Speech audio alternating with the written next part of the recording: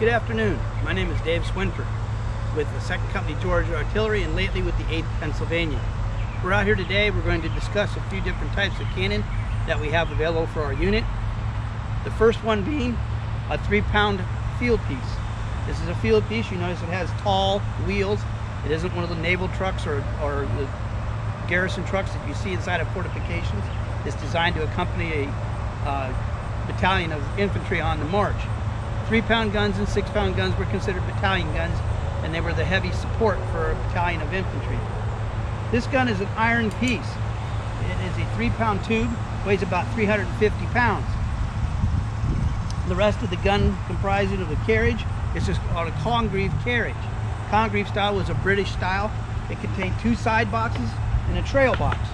The one side box was full of canister rounds and powder and charges already pre-made. The other box were strapped and saboed round ball solid shot with pre-made cartridges on top. The back trail box would have ropes, additional fuses, a port fire, an elevation device, and a triangulation square. This gun would be normally pulled along on a dirt road or a path, would have the tompion in place and tied on so debris wouldn't get into the barrel. In addition to that, it had a belt on the back that covered up the vent field and the vent, so junk wouldn't get in the vent. Today we have more problems with insects because they sit around a lot, and if you leave it out, mud daubers will fill the thing in. So the vent belt and pick have a good place to keep things out of the barrel. The iron tube consists of many parts. The front of the barrel is called the muzzle. You have a muzzle swell, you see how it swells up. A muzzle ring. This tapered section here is called the chase. Then you have a ring and ogee, the first reinforce, another ring, and then the second reinforce. This whole area in the back is called the breech. In the very back is called the cascable with the rope loop, and there's on the very back is a rounded piece called the button. On top here, this flat area is called the vent field, and the actual hole in the top that leads down to the combustion chamber is called the vent. Now, to fire this gun, you'd have to roll it into position, and ideally you'd have 12 men on the gun. 6 men to be pulling it with ropes, 6 men that handled the equipment and fired the gun. You'd have a front gunner, there was a sponge man, a worm man, a linstock man on this side, and a gunner that maintained the vent field over here. In the back, you'd have someone on the on the box, and the powder box, which would be your powder monkey, and you'd have an NCO in charge of the gun itself, its placement and its use. That's 6 men. Now, to fire the weapon, the first thing you have to do is using what's known as the worm, looks like a giant corkscrew, goes down the barrel, searches the piece, brings out any remaining pieces of the last cartridge fired. Cartridges in the time period were made of linen, wool, sometimes even thin leather. Leather and all those sorts of things are combustible, and when the charge goes off, they wouldn't necessarily all burn up. You have to fish the pieces out. Next thing you'd have to do is advance the worm. You put the worm down, or the sponge, excuse me, sponge in the water, spin out the extra, and run it down the bore to cool the pieces. Let it get a little bit cool, bring it out, and you're going to have the gunner on the back with his thumb over the vent, creates a bit of a partial vacuum and puts out any potential sparks that might remain. Then you advance your cartridge, your powder, your shot, ram it to the back, and the gunner is told to prick and prime. He uses a gimlet made of brass, go down through the vent and break the cartridge open. Remember what I told you, it was a solid cylinder. You're breaking it open and making it accessible to either your fuse or loose powder. Now the fuses were called quills. They were made of goose quills, and it's placed in here like so. And then an order was given to make ready. Everyone came off the gun by about 1 foot and watched their respective angles. The gunner here is the linstock man, and when he was told to give fire, he brought the burning rope, the linstock, down on top of the fuse, poof, and it goes. It's instantaneous. It's not a Bugs Bunny fuse. It doesn't sit there and sizzle and go down. It flashes and it goes off, at least ideally, unless you have something like rain or fog that would make the thing wet and damp, and then it would be a problem. This gun is called a 3-pound gun, not because the gun weighed 3 pounds, I already told you about the weight of the tube, but because the projectile itself weighed 3 pounds. This solid round ball, once down here, it fires out with an elevation of 3.5 degrees. This gun was capable of throwing a shot 990 yards, almost 1,000 yards. So you're talking a half a mile. Now, at a time period when the average soldier's musket had an effective range of 100 yards or less, that meant you could engage your enemy at extreme range. Then if he was able to advance closer, say he got within 250 yards, you would be ideally switching over to a cartridge that was called a canister round. It's basically a can that has 50 musket cartridge balls in it. Now that turns this weapon into a giant shotgun at close range. Very effective anti-infantry. This gun, as it sat, was probably the best gun for the frontier. It was effective, very strong. It still had enough power to bash through palisade walls, but it was light and small enough and narrow enough to move on the Indian trail type paths that you had in the Western theater, and even in most of the Eastern theater, roads were very poor. So we have the 3-pound field piece Grendel.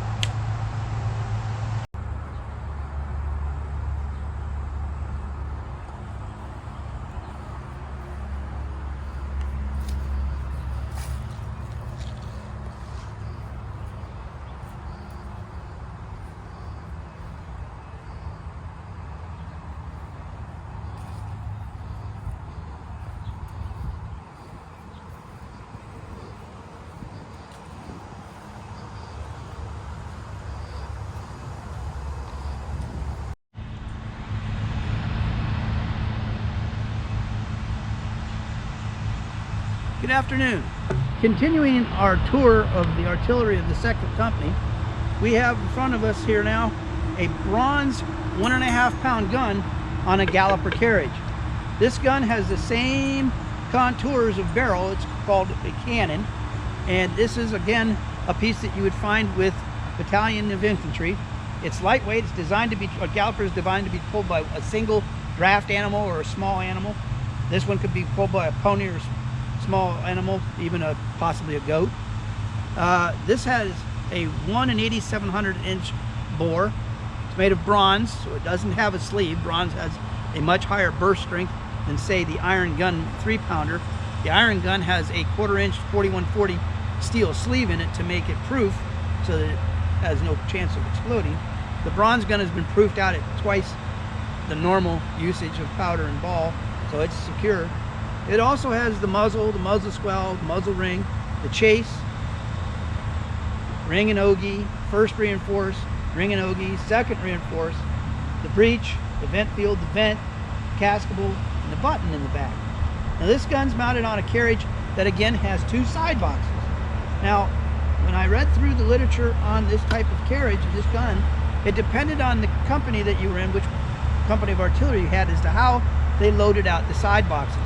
Some preferred to load all solid shot, some preferred to load a mix of solid shot and small canister or grape shot on stands. Now, we haven't fired anything out of this besides single projectiles, and our experience has been that the expected range on something like this is under 600 yards, but that's still a very effective weapon at a time period when the average soldier still had a weapon that reached less than 100 yards. It might be better to put this, say, in a fortification so you had some protection, because the enemy could get close, but this is a very effective weapon for the time period. Again, the same loading procedures as before. The worm, advance down the bore and turn without wrapping your fingers. Pull it out, no debris. So advance the sponge, you dump the sponge, spin it out, make sure all the excess water's out of it, and run it down the bore. Now, while all this is going on, the gunner in the back has had his finger over the vent, and when you pull this out with a wet sponge, you should have a partial vacuum, and you should hear a very soft thump when you pop the vacuum. That means there's no oxygen getting to it, and you're putting out any little sparks that might be in there. Hear that thump? That means there's a partial vacuum, and hopefully all the sparks are gone. You run your new cartridge down, your projectile, prick and prime, and again with the fuse or the loose powder, and you'd set it off with the linstock. This gun and all these guns are designed to recoil back on firing. It's nothing we didn't discuss earlier. There's no recoil mechanisms on any of these. No hydraulics, no springs. The barrel is mounted directly to the chassis of the carriage. When the gun goes off, Newton's laws are in effect. The mass goes one way, the gun goes the other. The larger gun, the 3-pounder, could be expected to roll back between 3 and 6 feet. This gun rolled back with a projectile in it about 1.5 feet when we did it.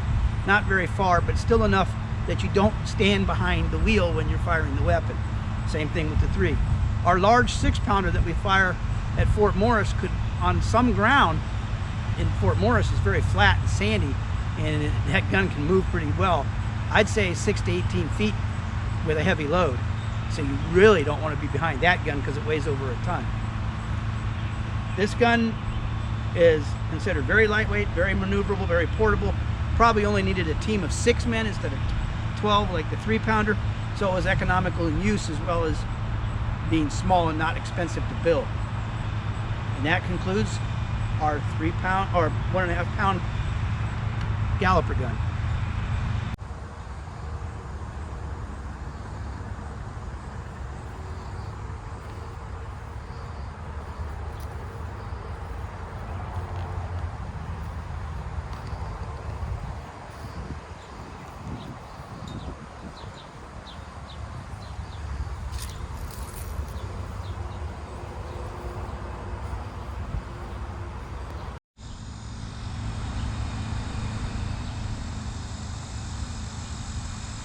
Good afternoon.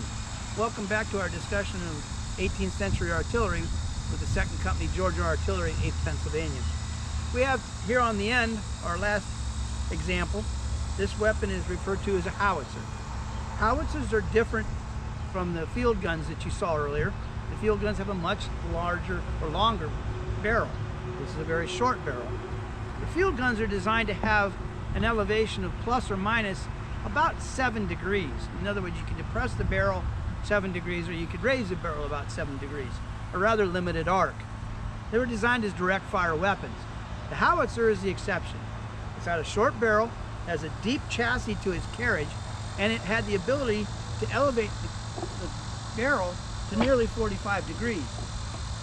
This enabled you to throw a shot over top of obstructions. It's an indirect fire weapon. In other words, it'll be used on fortifications, palisaded forts, which are wooden forts, brick forts, stone forts, even entrenched troops. If you want to get something in an entrenched troop, you fire over top and it lands inside. That's what this weapon was good at.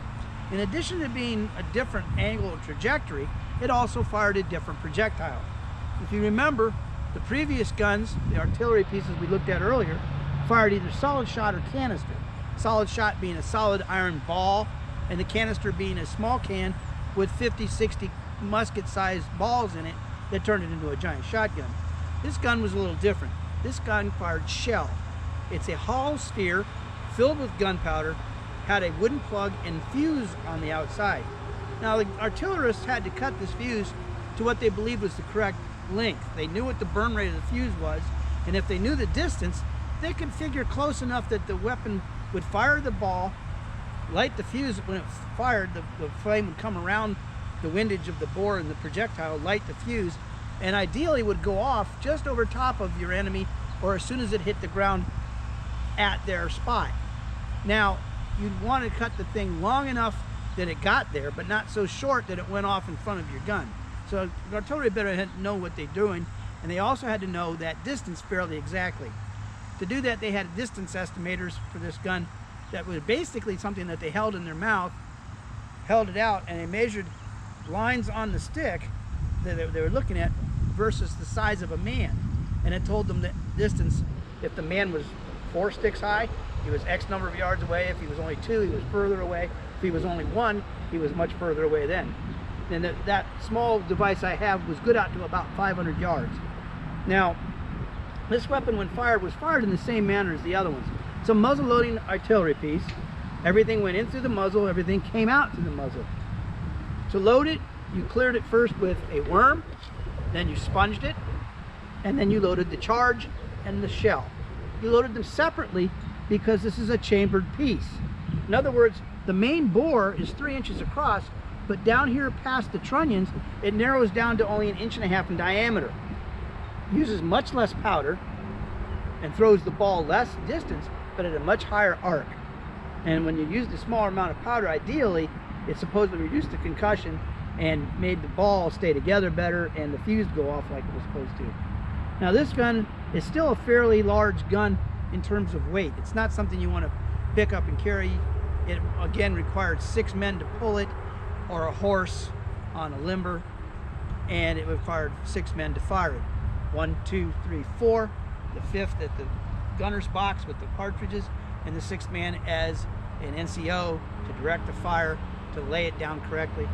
And as we discussed with the other one, this gun had to be laid back into battery every time it was fired. If it fired, even at high recoil, this gun would have enough of a recoil to roll it back 2 or 3 feet. You have to roll it back up into battery, set it back on target, and reload as before to fire another shot.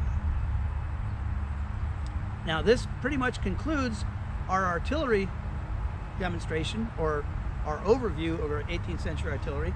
The one piece that we are lacking, actually 2 pieces. One is a swivel gun, which we have an example of a swivel gun, but no place to mount it. They require a yoke and a post or some sort of structure to mount it to. While we have the gun, we don't have anything to mount it to. And the other piece of artillery that they was commonly used at this time would have been a mortar, a coehorn mortar mounted on a wooden bed. Now we have an example of that, but it isn't currently in state with us, and perhaps in the future we'll be able to discuss that as well. I thank you for your time. Please come see us at Fort Lawrence.